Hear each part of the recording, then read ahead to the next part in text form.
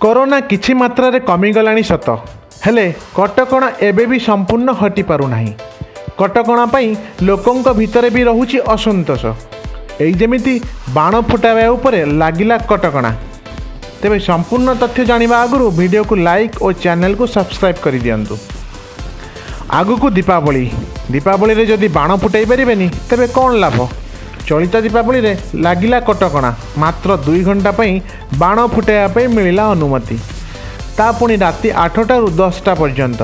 केवल एतिक नुहे डिसेम्बर 25 तारिख अर्थात ख्रीस्टमास दिन मात्र 35 मिनिट पई राति 11:55 रु 12:30 पर्यंत फुटाई पारिबे बाण। नुआ वर्ष पई भी कटकणा लागू करा जायछि। समान समय रे मात्र 35 मिनिट पई आपण बाण फुटाई पारिबे।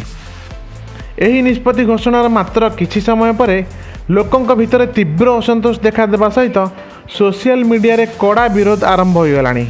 किछि लोक ट्वीट करी कहिसेंति जे जदि राज्य सरकार को समस्या होउछि तेबे समस्त चलंतु उत्तर प्रदेश, मध्य प्रदेश, गुजरात की हरियाणा को दीपावली पालन करबा पई।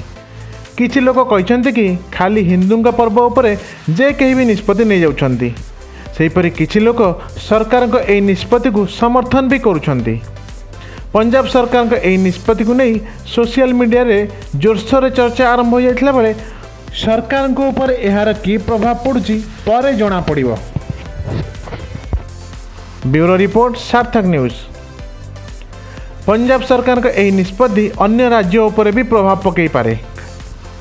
तेणु एही निष्पत्ति उपरे आपण कमेंट सेक्शन में मतामत देबे। वीडियो को लाइक शेयर करने सहित चैनल को सब्सक्राइब करने भूलिबेनी।